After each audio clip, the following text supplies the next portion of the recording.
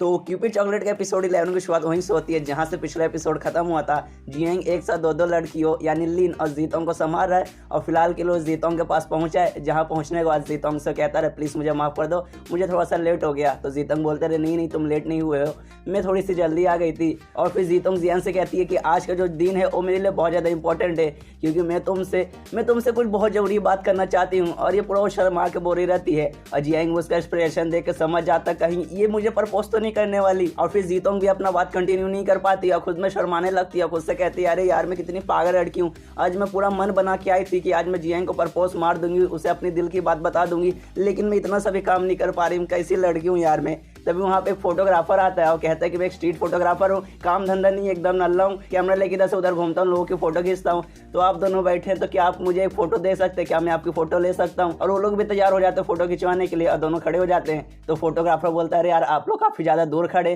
थोड़ा पास आइए। तो वो लोग थोड़ा और पास आते हैं। तो लोग बोलता है अरे यार थोड़ा और ज़्यादा पास आइए। तो ये लोग और थोड़ा पास आते हैं। तो फिर फोटोग्राफर कहता है अरे यार तो भी आप लोग अभी ज़्यादा दूर है, आप लोग कपल इतना क्या शर्मा रहे, दोनों साथ में आ जाइए। तो ये सुन के जियांग सोचता है अरे यार इस फोटोग्राफर को ऐसा क्यों लग रहा है कि हम दोनों कपल है, कहाँ जीता हूँ, कहाँ मैं, ऐसा हो ही नहीं सकती, इतनी प्यारी लड़की, इतनी अमीर लड़की मेरे जैसे लड़के के पीछे प्यार में पागल हो। और तभी अचानक से जीतोंग जियांग की छाती से चिपक जाती है और फोटोग्राफर से कहती है कि इतना पास ठीक है। तो फोटोग्राफर भी कहता है कि हाँ काफ़ी बढ़िया है। और तभी अचानक से जोर से हवा चलती है, जो जीतोंग का टोपी रहता है वो उड़ जाता है। तो जियांग उसके टोपी को पकड़ लेता है और तभी एक बहुत स्वीट सा एकदम मूवमेंट बन जाता है और जीतोंग भी अपने आप को रोक नहीं पाती और जियांग को किस कर लेती है। इस बात पे मतलब जियांग भी हैरान हो जाता है और वहाँ से दूर जाता है वॉशरूम में। और अभी तक उसको यकीन नहीं हो रहा कि जीतोंग को क्या हो गया, उसने मुझे किस किया। ऐसा लगने भी लगता है कि कहीं जीतोंग इसे पसंद तो नहीं करती, लेकिन उसको यकीन नहीं हो रहा कि कहाँ वो इतनी सुंदर लड़की, कहाँ सारी दुनिया उसके पीछे दीवाने हैं, कहाँ वो मेरे से करेगी, ऐसा हो ही नहीं सकता।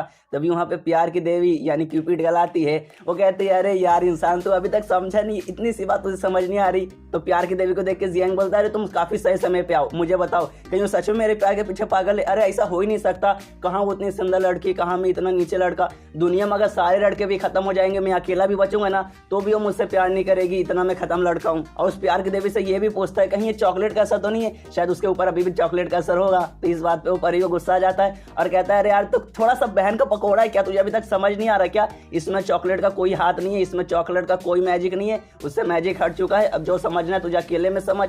और वहां से जाती है और जाते जाते मतलब खुद से कहती है अरे यार तुम्हें अभी तक समझ नहीं आया क्या जियांग, ये जितनी भी लड़कियां हैं धीरे धीरे सब तुम्हारे प्यार के पीछे पागल हो रही है। और जिस हिसाब से बोल रही है ना, ऐसा लगता है कि वो भी जियांग के प्यार के पीछे पागल हो गई है। उसके बाद जियांग को याद आता है कि अरे यार वो तो लीन के बारे में भूल ही गया, उसको लीन के पास भी जाना है, अपने दोनों बच्चे के पास भी जाना है। तो सोचता है अपने बच्चों के लिए कुछ ले ले और एक शॉप में आता है जहाँ देख रहा है अरे मैं क्या लूँ। तभी उसको एक लड़का दिखता है जो कि उसके जान पहचान का है और लड़का इसे कहता है कि मुझे तुमसे कुछ जरूरी बात करना है। और वो जाओली के बारे में बात करता है, वो चौथी लड़की जो जियांग की बचपन के दोस्त है, और कहता है कि उसका एक्स है वो अमेरिका से वापस आ चुका है और मुझे पक्का यकीन है वो फिर से जाओली को परेशान करेगा, इसलिए मैं चाहता हूँ कि तुम जाओली का ख्याल रखना। और लड़का कभी भी उसके पास उसे परेशान करने आया तो उसे तुम सबक सिखाना। तो जियांग बोलता है अरे यार तो तुम मुझे क्यों बोल रहे हो, तुम उसे पसंद करते हो, तुम उसे करना। तो वो लड़का कहता है अरे यार मैं उसे पसंद करता हूँ लेकिन वो मुझे करती नहीं, वो तुझे करती है, तो तेरा ज़्यादा हक बनता है, इसलिए मैं तेरे पे ही निर्भर हूँ, तो सब संभाल लेना।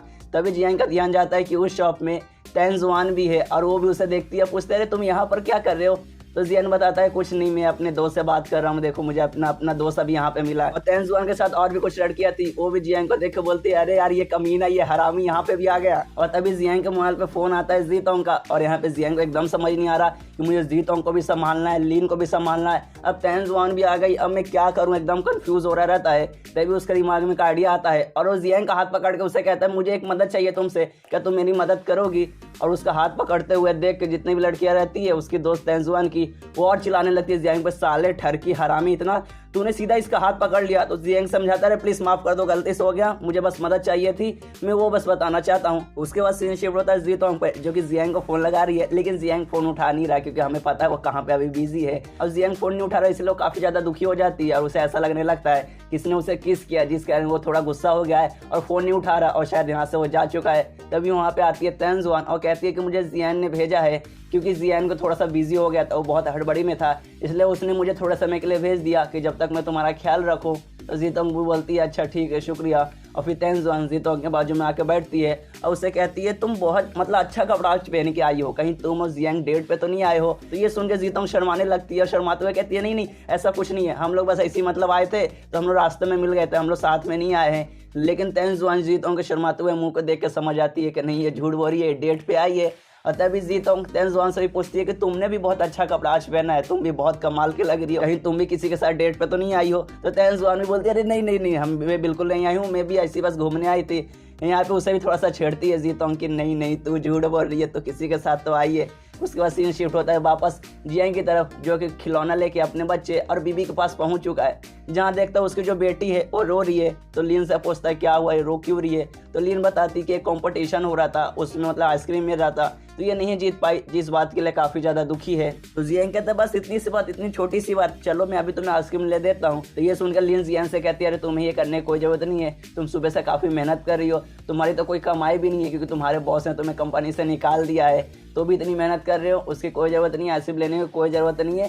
तो उसका बेटा भी कहता है उसकी माँ से मतलब लीन से कि मुझे भी आइसक्रीम नहीं खाना माँ, मैं बिना आइसक्रीम के भी ठीक हूँ। तो लीन भी अपने बच्चों से कहती है कि हाँ तुम बहुत अच्छे बच्चे हो मेरे, तुम दुनिया के सबसे अच्छे बच्चे हो। और काफ़ी इमोशनल मोमेंट वहाँ पे हो जाता है। तो जियांग भी देख के इमोशनल हो जाता है और कहता है कि कितनी अच्छी है लीन, इसको कितनी तकलीफ हो रही है, कितना मतलब दुख है तो भी कितनी खुश है, और मेरे बच्चे कितने समझदार है, कितने अंडरस्टैंडिंग बच्चे हैं, हर बात को इतना अच्छे से समझ रहे, तो मैं इन्हें दुखी तो नहीं होने दूंगा। और अपने बच्चों से कहता चलो आज मैं तुम्हें आइसक्रीम खिलाऊंगा और फ्री में आइसक्रीम खिलाऊंगा, क्योंकि बाजू में एक और कंपटीशन हो रहा है जहां जीतने पे उनको आइसक्रीम का कूपन मिलेगा। तो कहता है चलो बच्चे लोग हम लोग चलते हैं उस कंपटीशन में। और उस कंपटीशन में आ जाता है, और वो कंपटीशन क्वेश्चन आंसर का था, और उस कंपटीशन में जो होस्ट है उसका उन लोगों से सवाल पूछेगा, जो ज़्यादा सवाल का जवाब दे देगा वो जीत जाएगा। और जियांग भी तैयार हो जाता है और वो सवाल पूछना चालू करता है, जिसमें जियांग सबसे पहले बजर बजा के पहले सवाल का जवाब दे देता है। उसके बाद जितने भी सवाल पूछे जाते हैं धड़ाधड़ सारे सवाल का जवाब देने लगता है। और उसके कंपटीशन में जितने भी लोग थे वो सब देख के हैरान कि अरे बाप रे ये लड़का सारे सवाल का जवाब कैसे दे रहा है,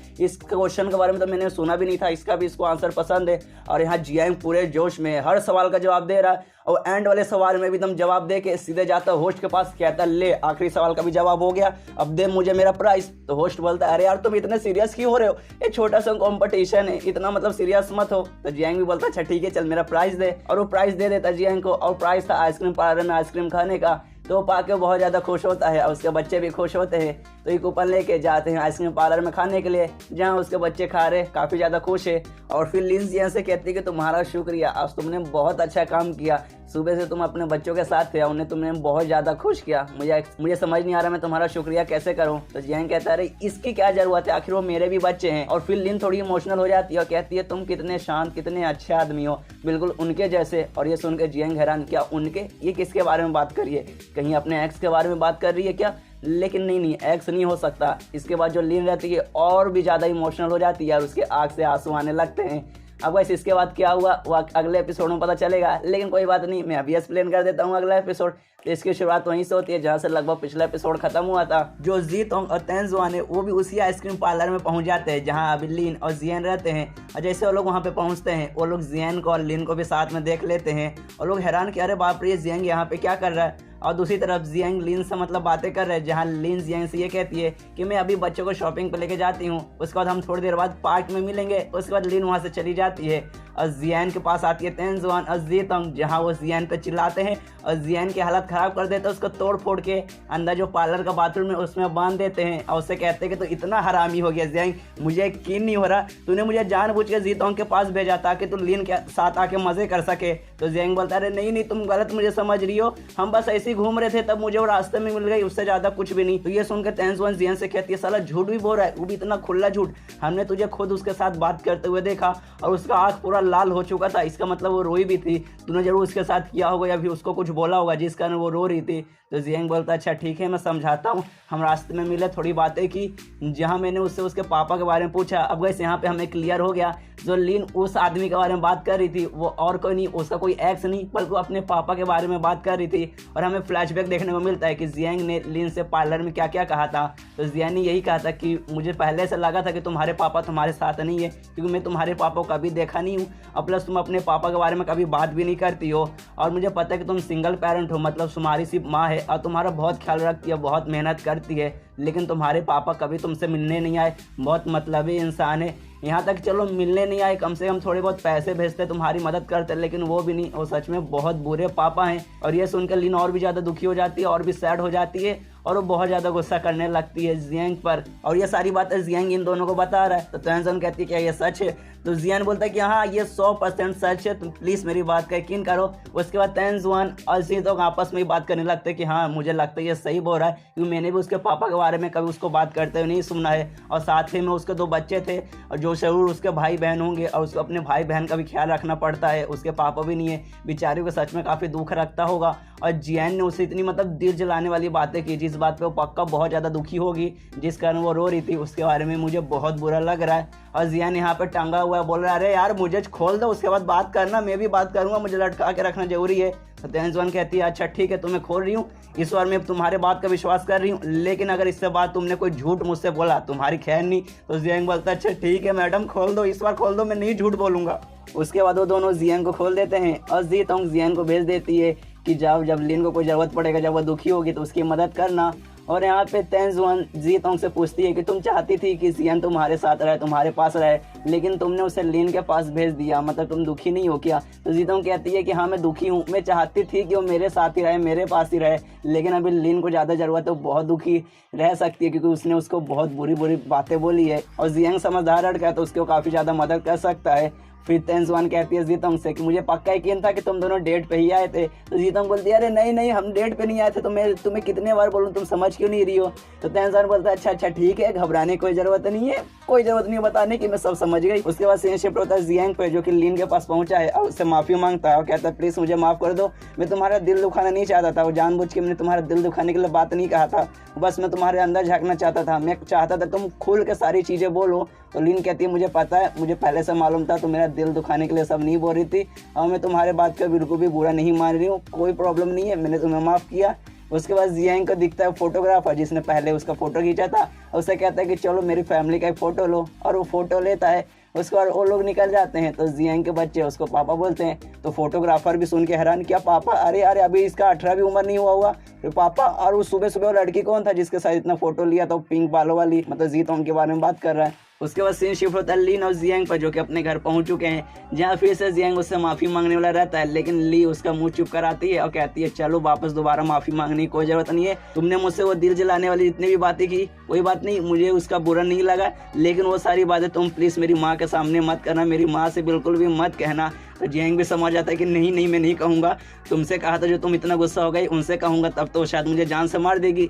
उसके बाद वो चली जाती है वहाँ से। यहाँ पे जियांग भी दुखी हो जाता है, अरे यार मैं उसकी माँ से भी कुछ नहीं बोल सकता, वरना माँ तो उसके मेरे पकोड़े लगा देंगी। और फिर सोचने लगता है कि आखिर मैं क्या करूँ, कैसे मैं लीन और उसके पापा के बारे में पता करूँ।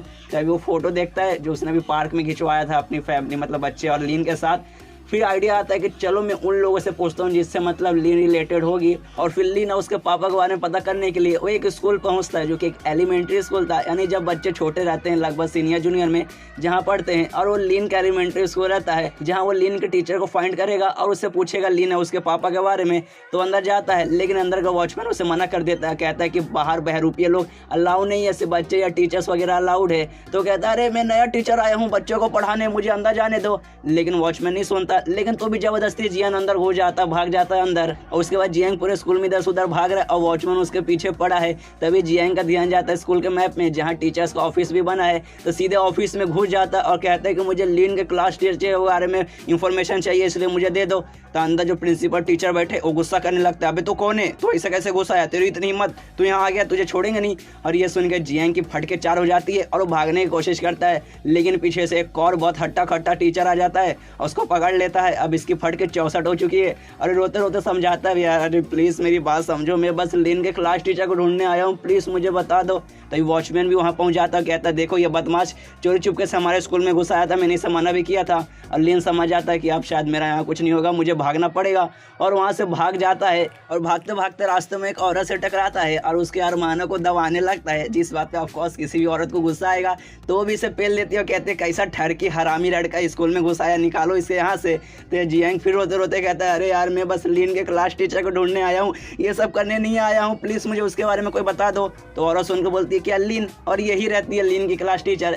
उसके बाद वो जियांग को कहीं ले जाती है, उसको बताने लगती है कि लीन लगभग 10 साल पहले इस स्कूल में पढ़ती थी और एक काफ़ी अच्छी, काफ़ी मतलब समझदार लड़की थी और रोज़ उसके पापा उसे लेने आते थे और अपने पापा के साथ ही घर पे जाती थी। और फिर जियांग पूछता है कि इसके बाद क्या हुआ। उसकी टीचर बताती कि एक दिन वो आना बंद कर दिए और बाद में मुझे पता चला कि उसकी माँ और उसके पापा के बीच में डिवोर्स हो चुका है, जब से उसके पापा न उसे कभी लेने आए न ही उसके फैमिली से भी मिलने आए। जिसके बाद से लिन भी काफ़ी ज़्यादा दुखी रहने लगी थी और ये पूरा कहानी बताती है कि ऐसा ऐसा हुआ था। तो जियांग भी मतलब दुखी हो जाता है कि हाँ चलो ये हुआ था। और टीचर से कहता है क्या कहीं आपको उसके पापा का एड्रेस पता होगा तो प्लीज़ मुझे बताइए। और एकदम कुत्ते और बिल्ली जैसा मुंह कर लेता है, क्यूट सा, प्लीज़ मुझे एड्रेस बता दीजिए। लेकिन टीचर को भी पता नहीं रहता तो वो भी उसके बारे में कुछ नहीं बताता। तो ये मतलब दुखी होकर जियांग बैठा है कॉफ़ी शॉप में और इसी बैठा है कि मैं क्या करूं, कैसे पता करूं। तो वहाँ पे परी भी आ जाती है, वो प्यार की देवी मजाक करने लगती है उसके साथ। तो कहता है यार मजाक मत करो, मैं कहीं कुछ सोच रहा हूँ, मुझे उसके पापा के बारे में कुछ पता करना है लेकिन मैं समझ नहीं आ रहा मैं क्या करूँ। तभी उसके दिमाग में एक आइडिया आता है और उसके बाद फिर सीन शिफ्ट होता है रात में एक पुलिस स्टेशन में, जहाँ एक पुलिस वाला काम करा रहता है। तभी पुलिस स्टेशन का लाइट अचानक से गायब हो जाता है और जो दरवाजा था पुलिस स्टेशन का वो अपने आप खुलने लगता है। पुलिस वाला थोड़ा सा चौंक जाता है, अरे यार इतनी रात को कौन है और दरवाजा अपने आप कैसे खुल रहा है। और उसको ऐसा लगता है पुलिस स्टेशन में कोई घुस आया है और वो और कोई नहीं बल्कि जियांग था। और यहीं पे ये एपिसोड खत्म हो जाता है। तो मिलते हैं अगले किसी वीडियो में, जब तक के लिए बाय बाय।